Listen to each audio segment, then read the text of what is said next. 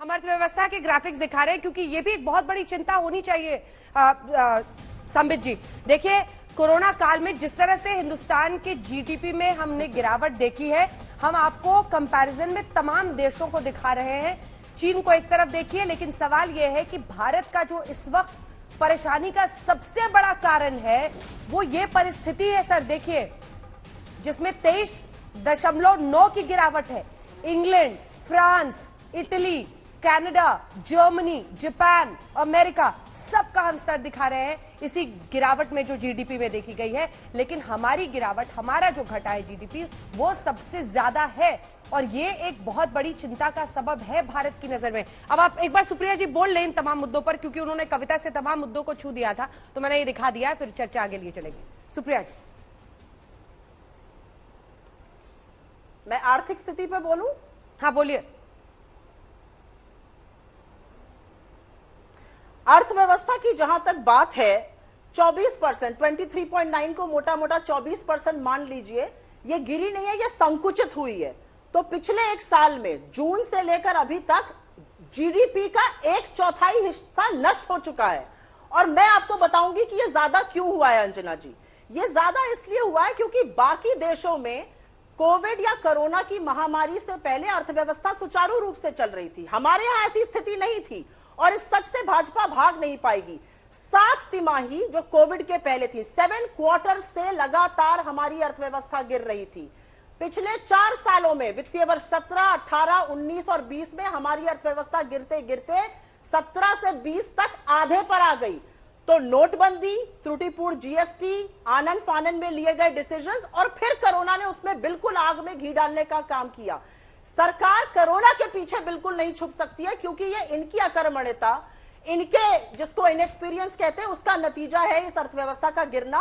और ये एक आंकड़ा मात्र नहीं होता है। आप सेक्टर पे सेक्टर देखिए, manufacturing 40% contraction, construction 50% contraction, transport, trade, hospitality 50% contraction. आप सेक्टर पे सेक्टर उठा के देखिए। और आने वाले दिनों में दूसरी और तीसरी तिमाही में ये बहुत बदलने वाली नहीं है सूरत। और ये सिर्फ एक आंकड़ा नहीं है, ये दिखाता है बेरोजगारी, ये दिखाता है भुखमरी, ये दिखाता है गरीबी, और ये दिखाता है कि सरकार के पास अपनी विफलताओं को छुपाने के लिए कोरोना के संबित जी जवाब दीजिए। और कोई चारा नहीं है अब। लेकिन विफलताएं कब तक छुपाइएगा आप? संबित जी मैं जवाब दे रहा हूं। देखिए, पहले तो इन्होंने एक कविता से शुरू किया।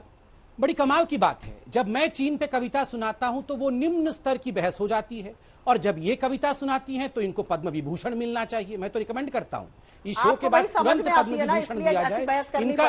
नहीं, तो आप मेरे स्तर पे क्यों आ गई? आप तो महान हैं, आप तो ऑस्कर विनर हैं, आप तो नोबेल प्राइज विनर हैं। आप मेरे स्तर पे आप मेरे स्तर पे क्यों आ रही है मैडम? आप तो नहीं, जरा हेड मिस्ट्रेस मैडम को बताइए, ऐसे ना चिल्लाएं। Thank you. आप मेरे स्तर पे क्यों गिर गई?